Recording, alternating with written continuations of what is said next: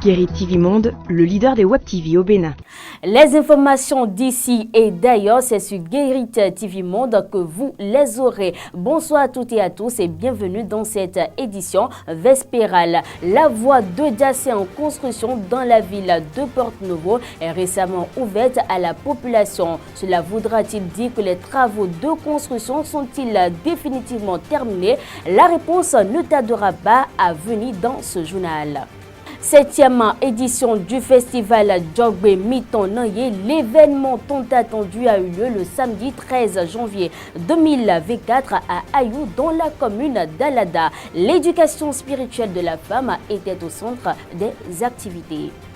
Et au Sénégal, la candidature de Karim Wade ne semble plus menacée. Après une polémique, la renonciation du candidat Karim Wade à la nationalité française est confirmée au journal officiel. Voilà tout pour les titres. Le développement, c'est après ceci. À nouveau, bonsoir. C'est sur le thème Femmes pour un développement sociétal paisible et équilibré que les manifestations officielles de la 7e édition du festival Djogbe Miton Nanye ont eu lieu le samedi 13 janvier 2024 au palais de la Reine-Mère à Ayou dans la commune d'Alada. Une kyrielle d'euros dignité vaudou, prêtres catholiques et des fidèles d'autres obédiences religieuses étaient de la partie. On fait le point avec Latifat Kouinou. Édition 2024 du festival Djogbe Miton Nanye. Le palais de la Reine-Mère d'Ayou, situé dans la commune d'Alada, a rayonné aux couleurs des manifestations officielles les 13 et 14 janvier 2024. Cet événement devenu annuel depuis 2017 est couplé à la célébration de la fête du Vaudou dans la dite commune.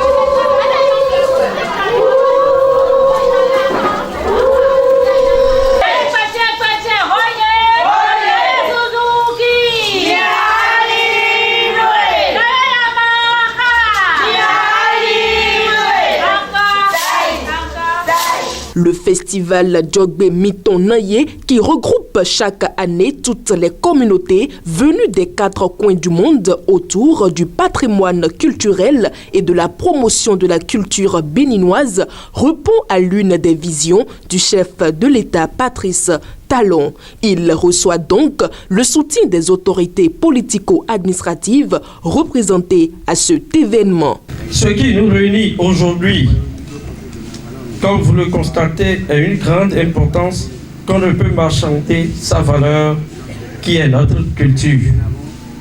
Celle-ci, en vue de sa valorisation, au vu du monde entier, fait partie des soucis majeurs du programme d'action du gouvernement, son Excellence Athanase Guillaume Talon.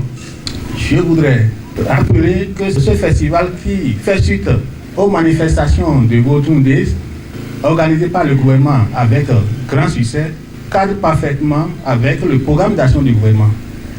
Et pour cette raison, la préfecture d'Alada est disponible à accompagner toutes les initiatives, toutes les actions engagées dans ce sens. La 7e édition de ces retrouvailles est axée sur le thème « Femmes pour un développement sociétal paisible et équilibré ».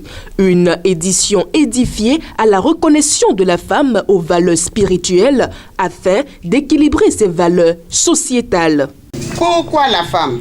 Un regard sur l'organisation sociétale prouve à suffisance la relégation de la femme à des rôles subsidiaires. Ce type d'organisation n'est pas celle de nos ancêtres qui ont placé la femme au cœur de la société et des pôles décisionnels. Pour une bonne gouvernance de la femme dans la société, il est important qu'elle prenne conscience et connaissance de cette force matricielle dans le but de la détenir.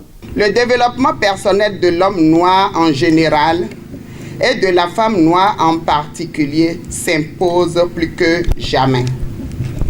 Il ne peut prospérer qu'à une condition, la reconnaissance spirituelle. Une série de communications et des séances de sensibilisation, dont un colloque scientifique sur la thématique de l'événement, sensibilisation des femmes sur les conséquences sanitaires et spirituelles de la pratique des avortements provoqués dans la vie ont été exposés aux festivaliers. Si Dieu même a fait passer la vie par la femme, c'est parce qu'elle a une force. Une femme menstrue est très puissante parce que le premier jour de ses règles, ou bien le jour qui correspond à l'élémentaire, elle a la possibilité de guérir. Les jours qui suivent, elle a la possibilité de réussir, d'être inspirée pour créer des projets. C'est vrai, nous avons des capacités pour bien faire les choses. C'est comme ça, ces capacités aussi, nous pouvons aussi les utiliser pour détruire les choses. La reine mère, initiatrice de cet événement d'envergure, appelle à la conscientisation des femmes sur la spiritualité. J'exhorte les femmes, les filles à s'éduquer spirituellement afin d'épouser la force innée dont elles n'ont pas conscience, ce don divin qui sauvera l'Afrique. Femme, récupère ta force pour le survie de l'humanité. Cela va de ton intérêt, car si ton existence doit avoir un sens d'être, tu devras pouvoir jouer ton rôle. Le festival Djogbe Miton Naye, 7e édition, riche en animation et en ateliers, pose ainsi des pistes de prospérité du rôle de développement de la femme dans la société africaine. Du palais de la Reine-Mère à Ayou, on se rend à Adjara. Le mandat 2024 de la Jeune Chambre internationale JCI Adjara Oasis a été officiellement lancé ce 13 janvier 2024. Plusieurs activités sont programmées dans cette nouvelle mandature. Deogracias Rock Tosa, président de la JCI Adjara Oasis, en parle au micro de Latifat Kowino. 2024, à Adjara Oasis, nous avons voulu placer le mandat sous le thème Maintenant la dynamique. Et derrière Maintenant la dynamique, nous avons un programme que nous avons dénommé Oasis School. Le programme Oasis School, c'est un programme rempli de plusieurs projets à impact communautaire que nous allons essayer de mettre en œuvre au cours du mandat 2024. Et déjà, il y a des modules de formation que nous avons prévus à l'endroit de non seulement des membres de l'organisation, mais à l'endroit de tous ceux qui désirent adhérer à la JCI Bénin. Donc, il y aura ces activités statutaires qui seront exécutées au cours du mandat. Mais pour ce qui concerne les activités à fort impact communautaire, nous avons le projet que nous avons dénommé « Je suis jeune, j'ai un métier », qui est un projet qui essentiellement vise à former des jeunes sur les métiers de la photographie professionnelle et du graphisme. Donc ce projet sera exécuté courant le mois de mars 2024. Nous avons également le projet Lighttop, qui est un projet que nous avons conduit l'année passée. Ce projet consiste à former des jeunes sur l'installation solaire photovoltaïque. En dehors de ça, nous avons le projet L'art, ma passion, puisque nous sommes dans Adjara, c'est beaucoup plus connu comme la cité des tambours. Donc nous avons au cours du mandat prévu un projet qui va amener la jeunesse d'Adjara et environnante, en fait, disons tout le monde, à mieux connaître l'histoire qui est cachée derrière les tambours. Et lorsqu'on dit tambour, nous voulons aller loin en apprenant aux jeunes à comprendre les percussions des différents tambours que nous avons au niveau du Adjara. Pour adhérer à la Jeune Chambre, il faut que tu aies au moins 18 ans et au plus 40 ans pour être membre actif de l'organisation. Au-delà de 40 ans, nous avons d'autres types de membres, les membres seniors et autres. En dehors de cela, il faut être disponible. Quand je dis disponible, c'est une organisation où on donne assez de formation à la jeunesse parce que, comme on le dit, notre objectif, c'est de former des jeunes leaders. En dehors de cela, nous avons, sur le plan financier, 10 000 francs comme frais d'adhésion et la cotisation annuelle que nous appelons honorabilité qui est de 30 000 francs seulement en un an. Je l'annonçais en titre, mesdames et messieurs, les populations de Porte-Novo et environ peuvent pour le moment circuler librement sur la voie de Jacinthe, toujours en construction. Cette voie a été ouverte à la population le temps d'une étude approfondie. Une équipe de la rédaction est allée sur le terrain pour faire le constat que voici. Partiellement ouverte certes, mais elle allège déjà la souffrance des paisibles populations de Porte-Novo et environ. Cette voie de Jacinthe, toujours en chantier, mais à un fort niveau d'exécution, a mis fin aux tractations des usagers et facilite la libre circulation. Nous sommes très contents de l'ouverture de cette voie. Quand elle était fermée, on était obligé de prendre les raccourcis, de contourner en un point finir. Mais maintenant, nous sommes très contents. L'ouverture de cette voie nous soulage énormément. Quand la voie n'était pas encore construite, c'était un vrai désastre ici.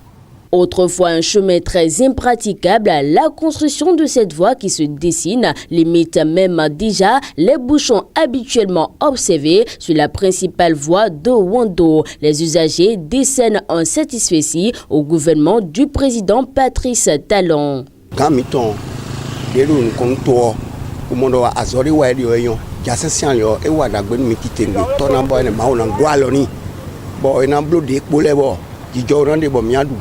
Hors micros et caméras, les ouvriers en charge des travaux de construction de la voie Bafon nous confient que cette voie est ouverte pour une phase d'étude du sol après remblai. Une étude qui va durer une période de 6 mois, le temps de s'assurer de l'équilibre et de la ténacité du sol et de permettre également aux eaux du Bafon de s'échapper. Ensuite, se fera le DALO prévu.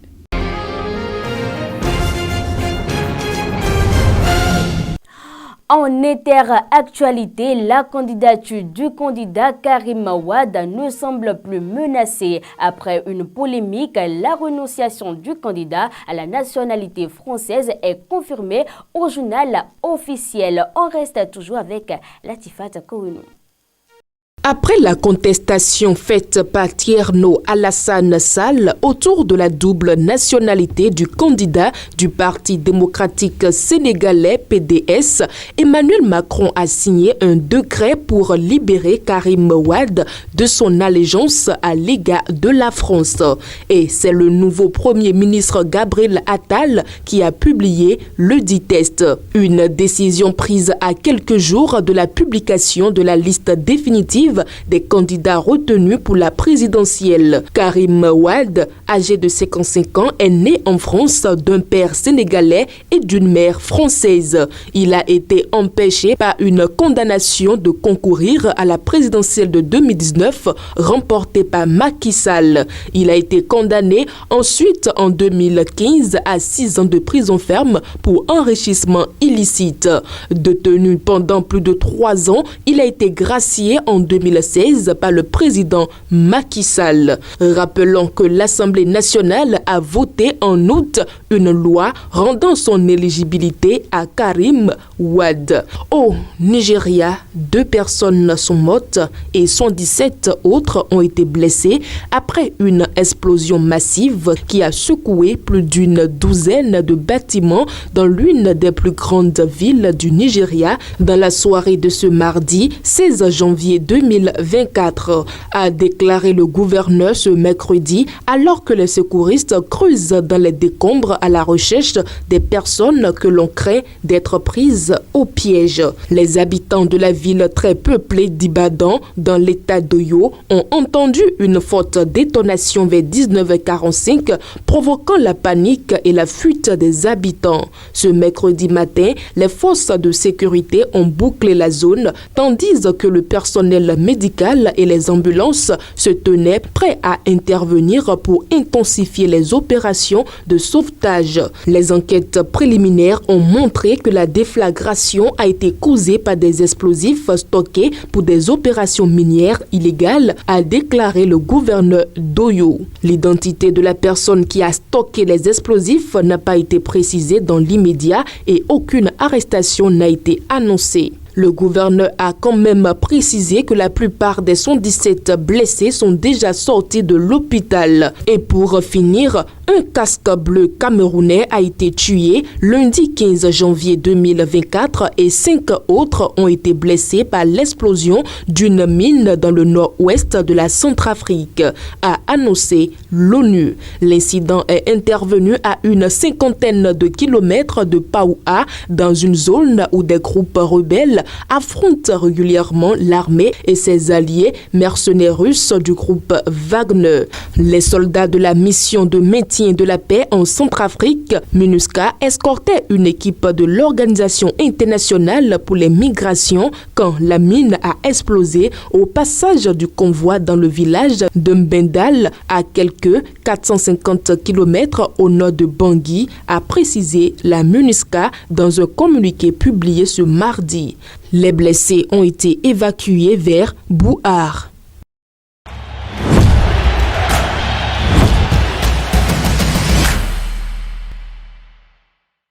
Une note sportive pour boucler ce journal. Le Maroc vient d'ouvrir les hostilités dans le groupe F de la Coupe d'Afrique des Nations en affrontant la Tanzanie. En conférence de presse d'avant-match, le sélectionneur de l'équipe demi-finaliste du dernier mondial a fait état des objectifs de sa sélection. Fauzia Sefou. Le plan est de bâtir une équipe pour l'avenir. En conférence de presse avant le match, le sélectionneur algérien de la Tanzanie, Adel Amrouche, a admis que l'objectif principal pour les Taïfas, les étoiles du pays, était de préparer les années à venir. La raison est simple, la Tanzanie est déjà qualifiée d'office pour la CAN 2027 qu'elle co-organisera avec ses pays frontaliers que sont le Kenya et l'Ouganda. La nomination est tombée fin septembre 2023. Il est donc logique que le pays d'Afrique de l'Est espère pouvoir y être pleinement compétitif. Elle a 4 ans pour cela. Par ailleurs, la prochaine Coupe d'Afrique des Nations 2025 sera organisée chez son adversaire du jour, le Maroc. Fin de ce journal, mesdames et messieurs. Merci de l'avoir suivi. À demain pour d'autres informations.